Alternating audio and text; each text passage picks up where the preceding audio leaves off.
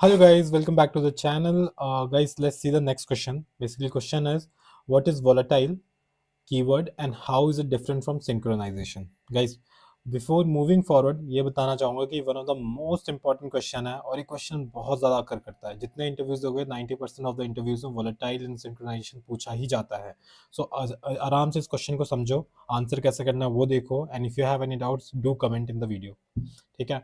Basically volatile is a keyword in Java use for variables. ठीक है, to ensure that उनका every read gets the latest value from the main memory and every write is immediately visible to the other threads. ठीक है, उस variable को basically variable को define करने के लिए करते हैं वोलेटाइल. एंड जो भी रीड होगा उसके मतलब मेन मेमोरी से वैल्यू आ रही होगी और जो भी राइट करोगे उस वेरिएबल में वो सारे थ्रेड्स को दिख रहा होगा अगर एक थ्रेड से कर लोगे.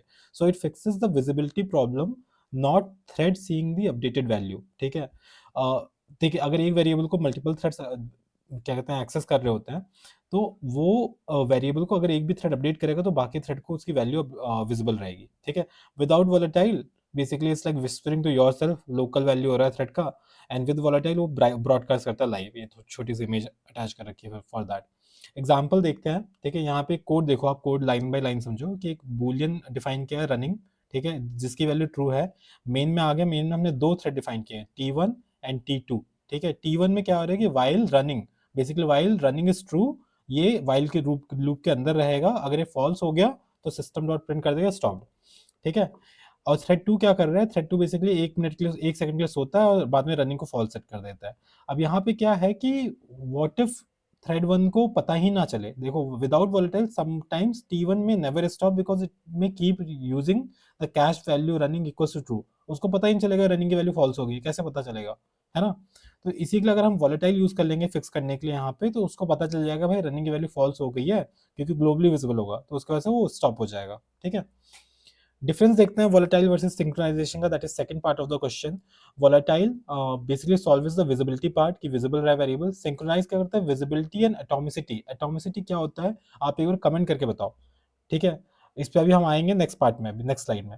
अब म्यूचुअल एक्सक्लूजन देखें. Basically one thread at a time access करे वोलेटाइल को. वोलेटाइल के केस में नो होता है, उससे कोई किसी वेरिएबल को एक थ्रेड एक टाइम पे एक्सेस करे ऐसा नहीं होता. वोलेटाइल उसको बचाता नहीं है. सिंक्रोनाइज के केस में होता है कि वो बस एक थ्रेड को अलाउ करता है, एक्सेस कर देता है. Prevents race condition in case of volatile no, in synchronize yes. ठीक है, best for volatile is best for like flags like running is stopped boolean values mostly, and synchronized is best for shared counters, balance updates, critical sections. ठीक है, performance volatile के case में lighter and faster होती है, synchronise के case में slower होती है. ठीक है, लॉकिंग लग जाती है. अब देखो पहले आते हैं, पहला यहाँ पे दो पॉइंट है.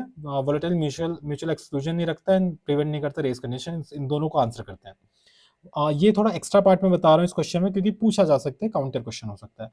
Why volatile does not give mutual exclusion. ठीक है, म्यूचुअल एक्सक्लूजन क्यों नहीं देता, तो basically because volatile does not lock anything. It only says कि अगर थ्रेड ए कुछ अपडेट कर रहा है variable, thread we can see that latest value, but it never says कि thread B stop, thread A is currently updating it. ठीक है, तो वो म्यूचुअल एक्सक्लूजन देता ही नहीं, वो विजिबिलिटी का काम करता है, दिखा देगा भाई ये वैल्यू अपडेट हुई है.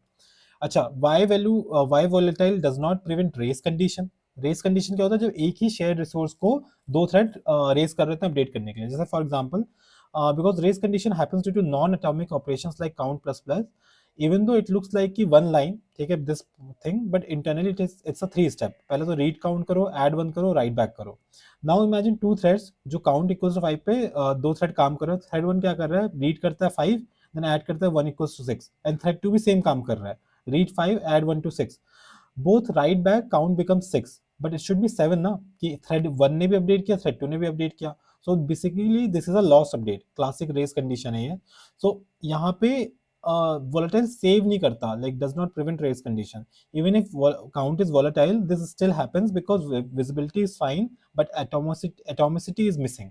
ठीक है, key point and the summary for this question is basically volatile does not make operations atomic. ठीक है, so multiple threads can still break it.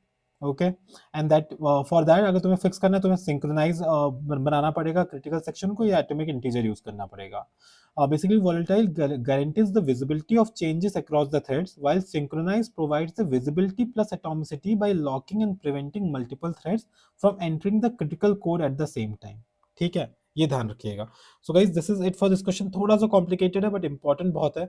आप इसको एक बार वीडियो फिर से देखिए, go through the video, go through these lectures one by one, slide सारे हैं यहीं पे, एंड अगर कुछ डाउट हो तो कमेंट्स में पूछिए।